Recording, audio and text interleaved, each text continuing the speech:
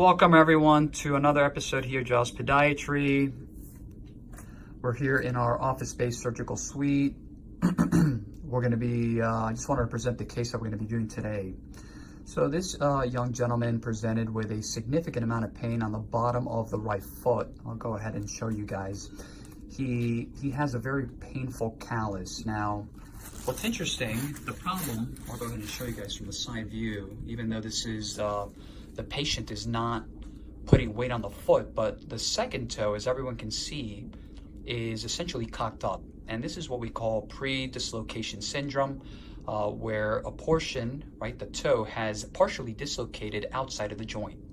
And what happens is once that, just go ahead and essentially draw it, but so as everyone can see, one second here, look at, I want everyone to look at the second toe, how it's lifted. Now, everyone look at the callus. So what happens is the toe moves outside of the joint, up, and what falls down is the metatarsal head. I'm gonna pass the phone to Aisha a second, okay? So then I can show you guys. So what what we're essentially trying to do is we're trying to put the toe back into the joint. Once we do that, the fat pad's gonna shift and the metatarsal head's gonna go back to where it belongs, okay? Okay, so to make it very, very easy for everyone, this is the toe, this is his toe, this is the metatarsal, this is normal. What has happened to this young gentleman is this: the toe has moved up a little bit like that, and the metatarsal head has dived down. So he's walking on this. Boom, boom, boom, boom, boom. And that's what's causing the callus. Not only callus, pain, because the capsule, right, the capsule that holds the entire joint is inflamed. So what we're gonna go ahead and do is, it's a very simple procedure. We're trying to realign the joint. I have already spoken to the patient about realistic expectations. In a case like this, we're trying to make it better. How much better? Whether it's 60, 70, 80, 90% better, that's the goal.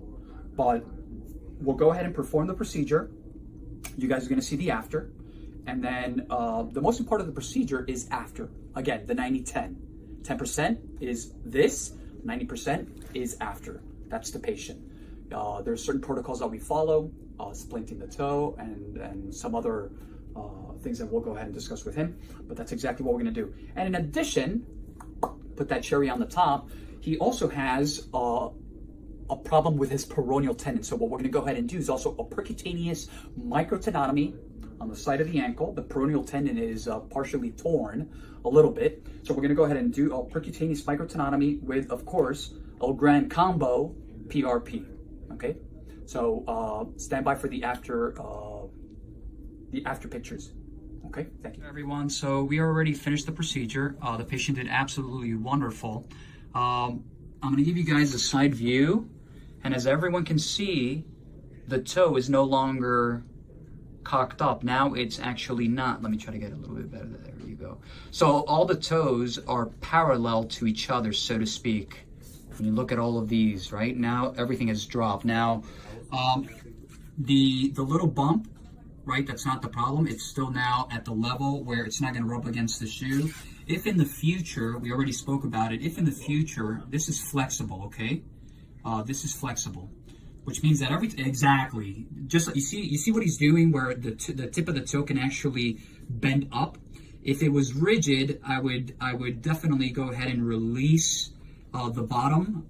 We did not do that today. We decided to just hold up on that. If it does become an issue where he gets a little bit of discomfort at the tip of the toe, then we're going to go ahead and do what we call just a two-stage procedure. But all in all, the goal of the procedure, you can have a seat. All in all, okay, now going back to the original reason, right, the purpose is the callus on the bottom.